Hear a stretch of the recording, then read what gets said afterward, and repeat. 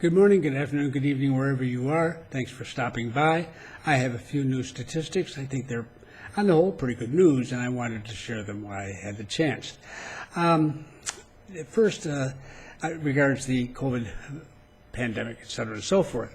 There had been a lot of talk going on in the social media that we might have a shutdown, a quarantine, lockdown, whatever you want to call it, for Sunday, which the ministry does from time to time, the Ministry of Health, when we have bursts of infections, particularly in Panama City and the immediate area. For those of you who live here, I'm talking about the District of Panama and the District of San Miguelito. And that talk was that this Sunday, lockdown. No lockdown. Because the percentage of testing, people tested who show a positive result is under 10%. As long as it stays under 10%, we're not unhappy. And it's still there. So the ministry, thankfully, is abiding by its own recommendations, and there's not going to be any lockdown at all. Now, they did make the report that interested me the most, or the statistic, and that is they've been following people who've received one dose of of our two vaccines. We're using predominantly Pfizer. We also have AstraZeneca, and they're both 2-dose. So those who have received one dose, but who become infected, 75% of them do not require hospitalization of any kind. I mean, they're just basically, well, you got it, but it's going to go away. Just be patient. There's another 85% fall into the category of that, not having anything serious, and the other 10% do get admitted into the hospital, but they're released fairly soon thereafter. And they may have to have oxygen at home for a while afterwards too. But the point is that they're released very early on because they don't have a super serious one that is life-threatening. So with only one of the 2 doses, 85% of our folks with that dose have really nothing to, not nothing to fear, but I mean very unlikely. 85% of them are not going to have to face serious infection or death. And with the second one, I don't see any reason why that can't get over 90%. Now, so this is important that we've gotten to this point. And it roots back to that statistic that the number of people being tested who actually have an infection has remained low. That's why, everything's connected here. So that I wanted to share with you. I think it's important to say something when something comes out right. So we have normal business here is going on, I must say. We still wear masks. That's just the way it is, and it's going to continue until we've gotten to a higher level of vaccination. We've got about 40%, as I said, of the country who've received at least one dose. Half of those now have 2 doses.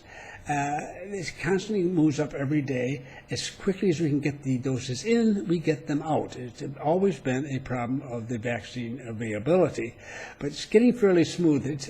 It could be faster as far as we're concerned. We can handle it. But we're thankful that we're keeping a steady supply coming in, and as I say, it rolls right out again. And they continue to do a really fantastic job of distribution. I'm very proud of them for that. So let's looking at other sorts of information too, beyond simply that.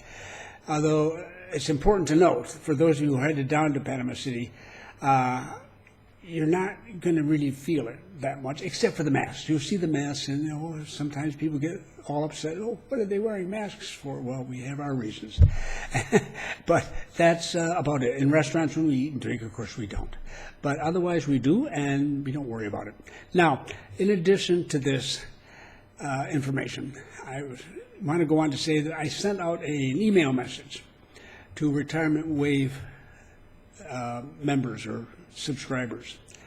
Now, for those of you who are familiar, I have a website called retirementwave.com, and it has a subscription service there.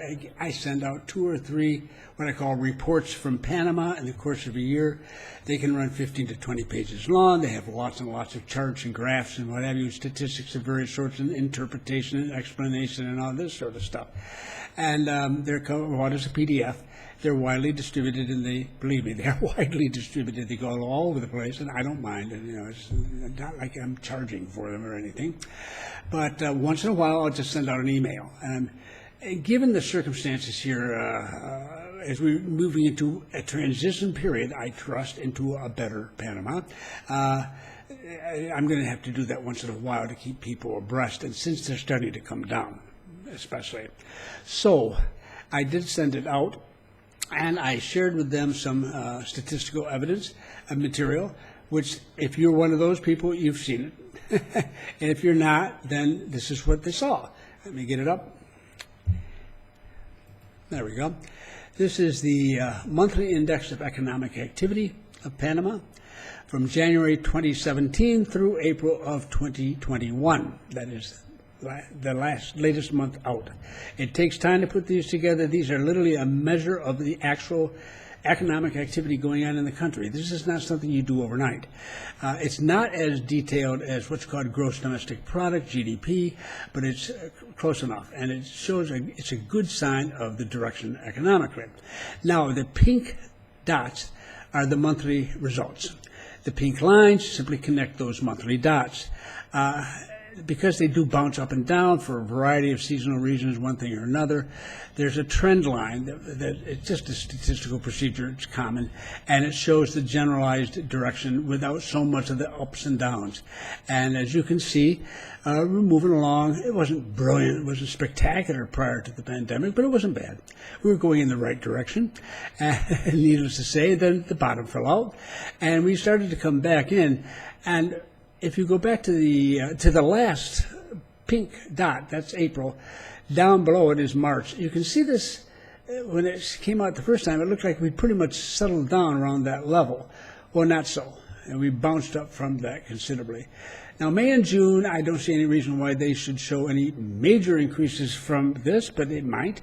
But at the very least, I would expect they're going to be in the neighborhood. In other words, I think what you're seeing is now, it's pretty much set. And given our circumstances and how things are moving, I think May and June are not going to be very scary at all. We'll hope that they make even greater progress. Now, what are you actually looking at here, though, is you're not looking at what happened a month compared to the same month a year before, that kind of statistic. What we're looking at is that blue line. You can overthink a lot of these statistics, and the best thing to do when you have a trend line is to look at the trend line. And the point is, we're well below what we were. We have to get back to that point, and then we need to get up above it another notch to make up for what we lost over this period of time, the pandemic. At least it's a good start toward reversing that. And we're not there yet. Oh, well, surprise, surprise. In April, by the end of April, no way. And it's not going to be by the end of this month, July. It will continue to build. That's what we want. And we're headed that way. So that's all that really counts, is that what you're looking at here is exactly what one would want to see when the economy is in recovery.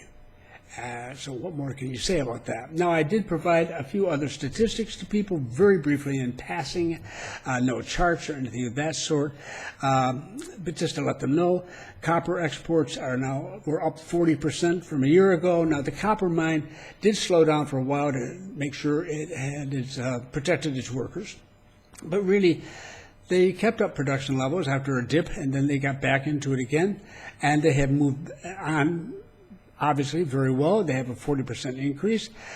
This is their second year of operation, so in whole, we expected fairly substantial increases as they're really getting up to full production. But they're getting there. And they already represent now well over half of all the exports from the country. And the canal does not count as an export, by the way. So that's of exports, over half of them are copper. Now, that's a controversial thing, as copper mining typically is. It's on a part of the country where very few people visit and live and so forth traditionally, and so it doesn't get quite the same notice that it would in other areas, and has provided a lot of jobs for people. I don't take sides, so to speak, in that debate. That is one that continues, and it's justifiable that we keep an eye on it, no question about that. But the point is, as I pointed out in the newsletter, nobody's turning down the money. So that's a positive note. I look at other things, too. may remember from past reports from Panama, I would talk about the increase in automobile sales. For example, we went through a period year after year after year. We just went up and up and up, and the whole thing got insane. The whole country was turning into automobile owners. The economy was racing along.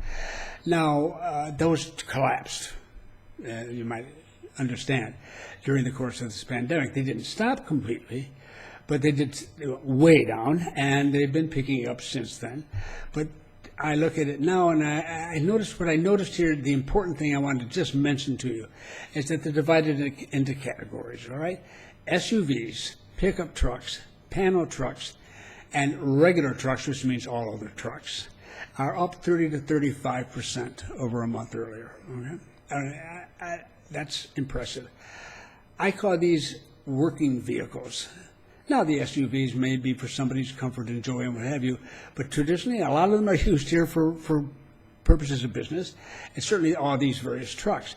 So these are what you want to see rising dramatically in the start of an economic recovery, and it's good to see that people have the money to do it. And they haven't gotten back to where they were, but they're definitely headed in that direction rather rapidly in those categories. As for regular cars, luxury cars, and minivans, they're up single digits. So not very impressive at all. Well, those aren't as productive economically. Those are more just for people's personal consumption. The others more for production. So I think that's encouraging too. So in summary, basically, I'm saying to you is that the good news is clearly that the pandemic looks pretty good right now. We hold our breath. We do not assume perfection by any stretch. We've kept the Delta variant out of here so far. It's been caught at the airport and taken care of. And we haven't found any in the country. That can't go on forever. I'm sure we'll get a few. But the point is that it gives us time to get more people vaccinated, and the vaccine is being effective with that. So that's the critical thing. We would all like to think, that we are coming slowly but surely around that corner that people talk about, getting around the corner to a better situation. I think we have evidence that we may well be doing that. I think you've seen some of it today. But I'm not going to say anything beyond that. There'll be more to come in the future, and I'll keep you posted when it does come. But I wanted to share that much with you. Thank you for stopping by.